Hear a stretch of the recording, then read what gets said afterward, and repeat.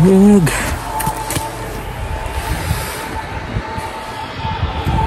Ano naman ang snow?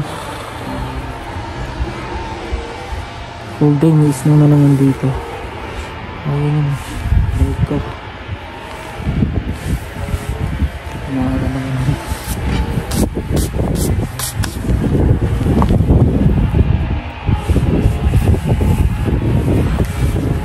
Puro snow.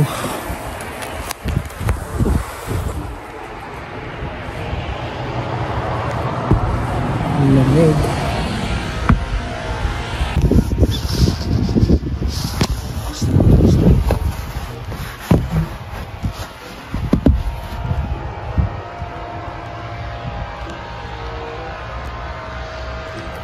Parating ng spring pero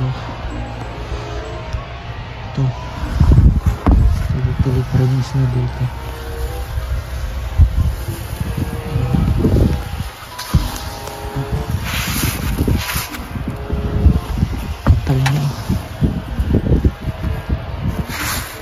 Maghapon guys.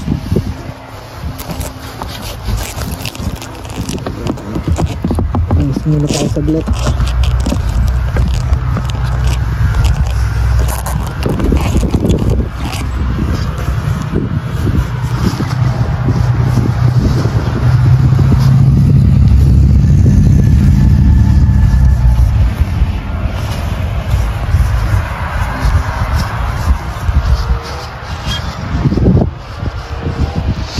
Madalim yung lamig.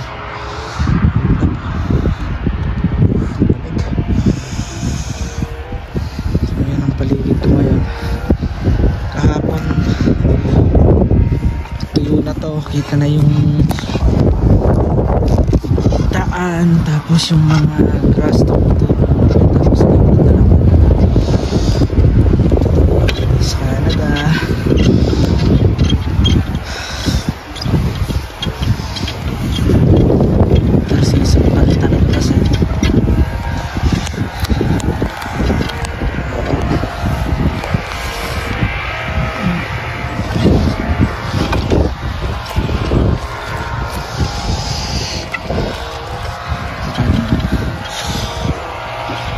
Natin yung paligid.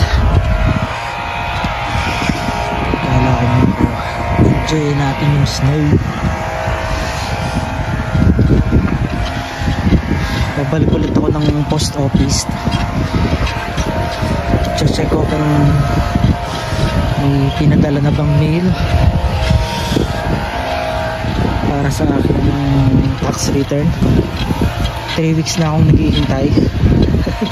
Yung mga katrabaho ko nakuha na nila yung kanilang tax return, sa akin hindi pa.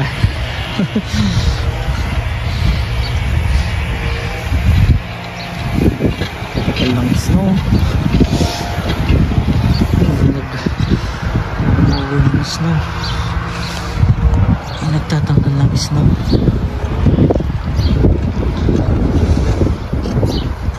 Ito yung sasakyan mo. snow. Nakakalimutan kong bumili ng yung tripod, yung nakalagay lang yung mountain clip para sa bike, para kapag nagbablog ako hindi masyadong malikot yung camera. Pasensya na kayo, medyo magalaw kasi kamay lang yung pinamamawa ko sa kanya.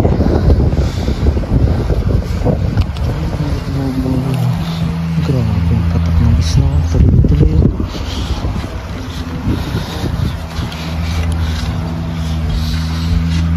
Lalaki ng patak. Wow.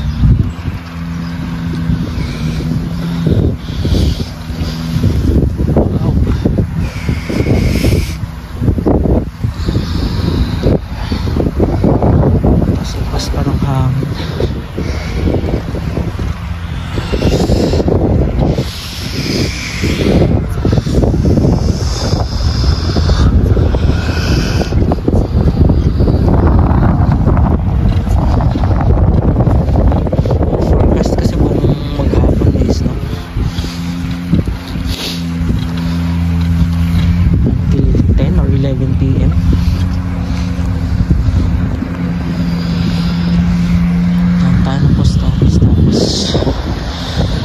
Tapos mamimili ako ng mantika.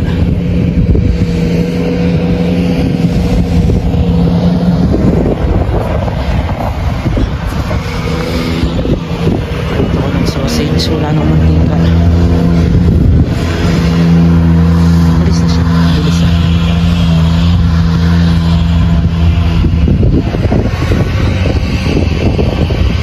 Nakakausap pala ako kahapon na ka-work ko before sa UAE. Isa ng tulong, gusto niya makapunta dito. Nga lang, sabi ko nga sa kanya, yung current situation namin is medyo alangan pa nga kasi nga magbabawas nga sila ng population ng mga foreign worker dito, tapos yung mga papasok dito. Tapos nagpasa na daw siya ng CV niya, reference letter, tapos nag initial payment siya ng 8,000 dirhams. Sabi ko, bakit ka nagpasa agad? Bakit ka agad nagbigay ng pera? Hindi daw siya aware na gano'n. Sabi ko, dapat nanonood ka lagi ng news ng IRCC sa YouTube. Meron naman sa YouTube o kaya yung mga Omni News para makita mo kung ano yung happenings dito. Nakakaawa rin naman kasi yung previous company namin na pinagtatrabahuhan niya, actually ito yung pinaka first company ko nung dumating ako ng UAE. Nagsarado daw bigla, hindi daw niya makontak yung HR namin. 12 years na siyang nagwo-work doon kasi yun lang talaga yung naging trabaho niya simula nung dumating siya sa UAE. Tapos ang alam ko na-promote siya, naging supervisor siya. Ibang lahi siya, hindi siya Pilipino. Kaso nga lang yung company nun, kasi kon yun parang siya, mga office boys yun, mga nagkukon yun, nagbibigay ng kape sa mga government officials. Yun ang trabaho. So yun yung naging trabaho niya.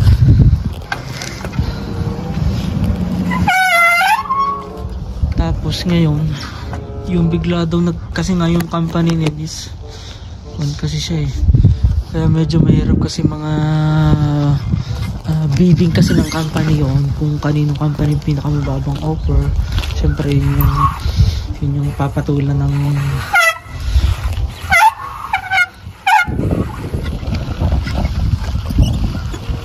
pagtatrabahuhan nila. So yun para kasi siyang kondel, Paano ko ba explain ito? Competition din kasi siya ng mga company. Kumbaga every year nagkakaroon sila ng yung kanya pang bagong i-offer sa mga government company yun. Mga government sector like finance, yung mga basta lahat ng department doon sa UAE. Tapos yung sino yung company, yun yung bibigyan ng mga yung mga office mo doon nag-work.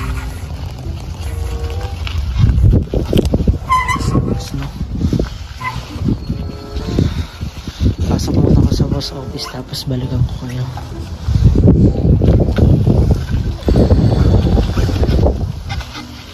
Lakas ng snow.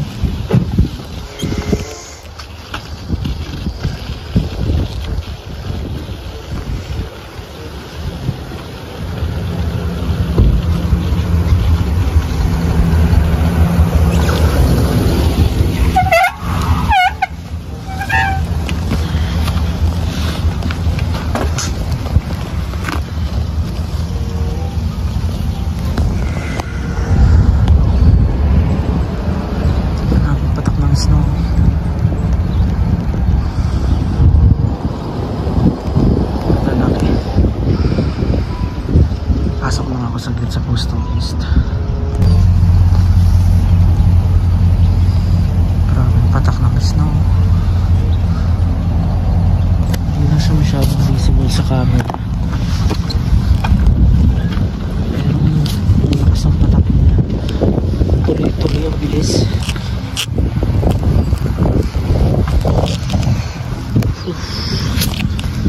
Wala pa rin naman yung PO box ko. Meron dito. Ito nagpo-post yung mga tao pag may belbenta sila yan. Kung ano yung happenings, kung ano yung evento yan, oh. Sa April 13 may music by Terra and Chin. Everyone is welcome. Yan, pinopost sila dito. May nagbebenta rin ng cucumber dito.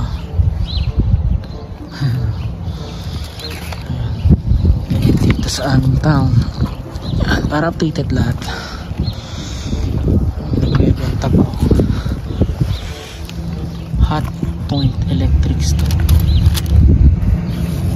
Stove the super strip. 200 na lang, oh. $200 na lang siya. Nag-drop yung price na before is 300. Galing na. Updated. Mga organic garlic, oh. Nagbebenta rin, oh. Spices. Caregiver walking group meet outside the Smoky Lake Laboratories Tuesday at 10. Oh, ayan, makikita yung mga happenings dyan pinopost. Grabe, puting puti na naman yung paligid ko.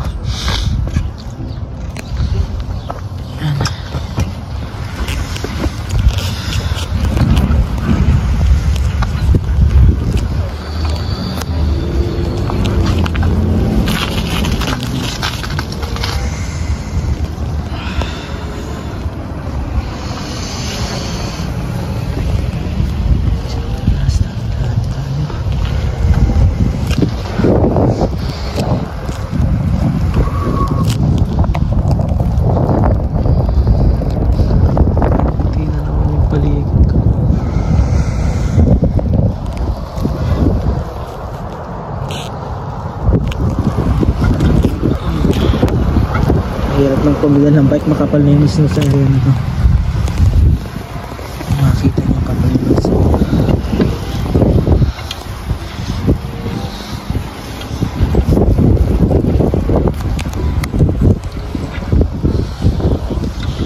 Nakabibili ng mantika sa kapitala.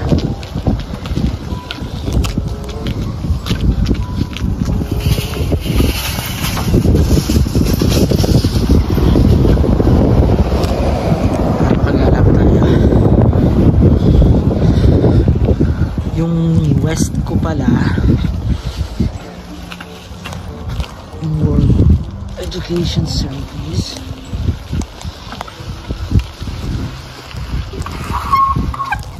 Dumating na siya. 1 week lang. Hirap mag-bike. Masyadong makagandang ito sa area na ito.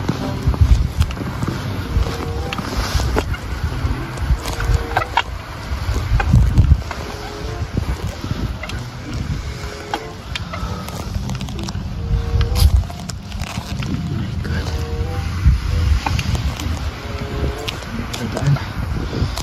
7 days lang siya. Kasi yung iba kong na program 1 month, yung iba kong 4 months kung bago ma-receive. So may advice ko, ang maganda palang courier, yung JRS, mabilis pala siya. Kasi supposedly dapat doon ko siya ipapa courier sa DHL. Kaso apparently wala ng DHL sa aming lugar. So yung JRS na nandun. So yun ang sinadjust ni university ko na dun ipadala. Everything so smooth. Ayos naman.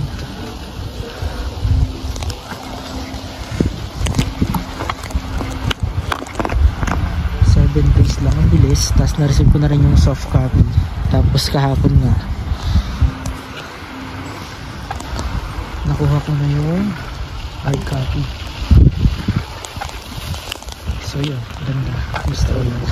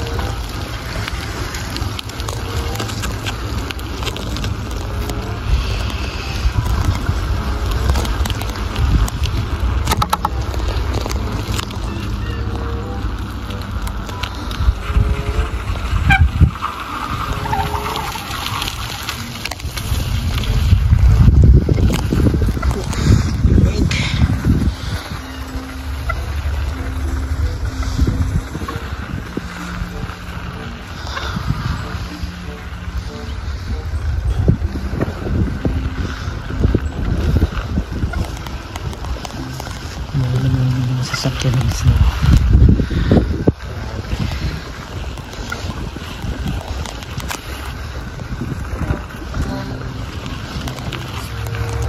Ang bahay dito.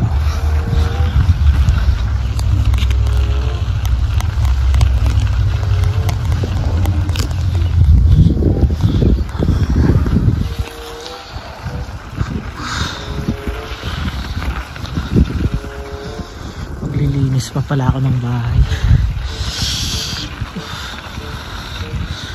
Bili muna ako mantika tapos uwi na ulit. Dinala ko lang kayo.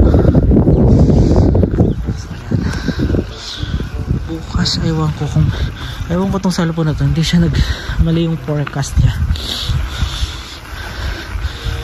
hindi accurate. Maraming sasakyan, no?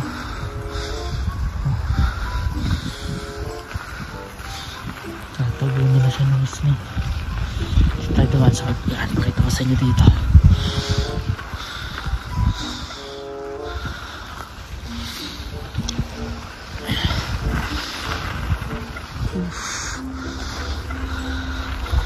Sarap maggalaw.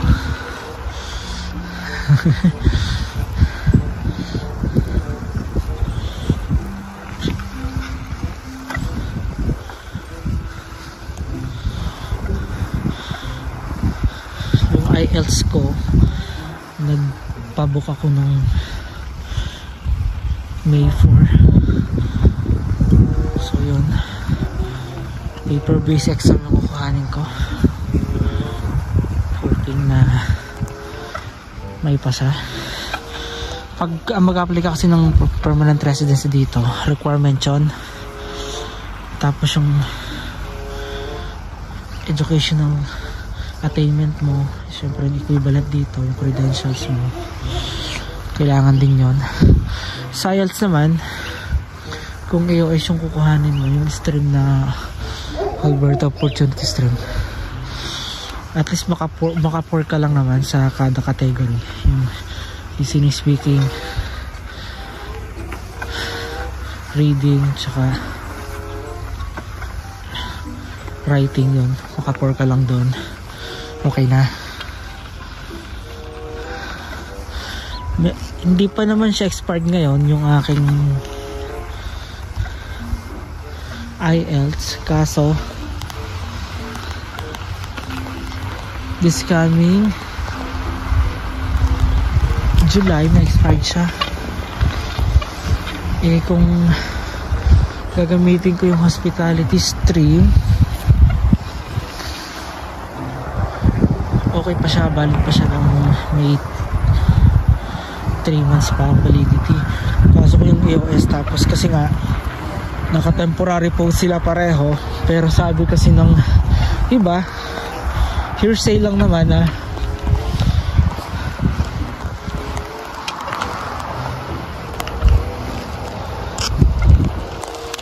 baka by this April magbukas yung hospitality stream, so gagamit ko pa naman yung aking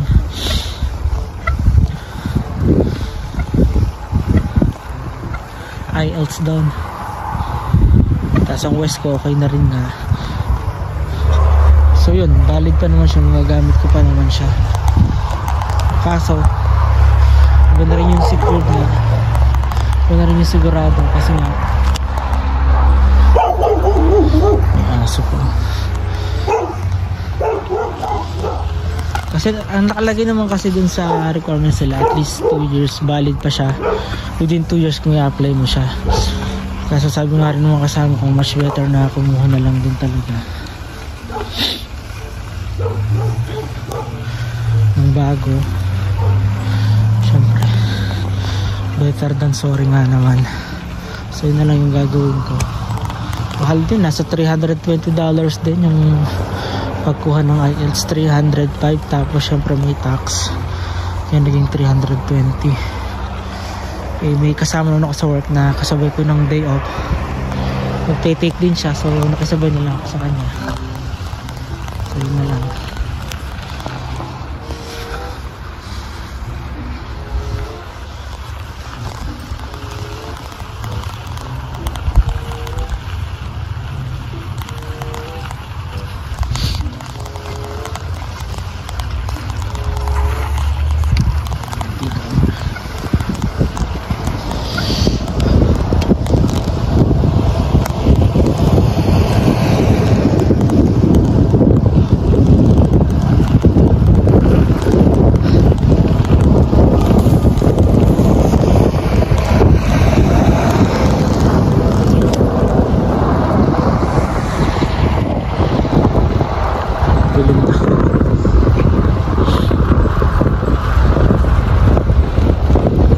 Sulpot-sulpot lang kasi ang snow dito, hindi naman talaga siya continuous.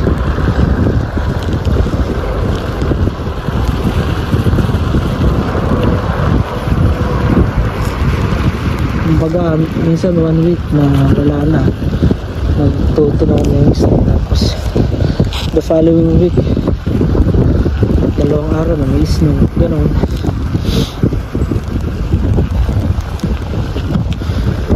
Na-experience yung hailstorm dito, snow lang talaga.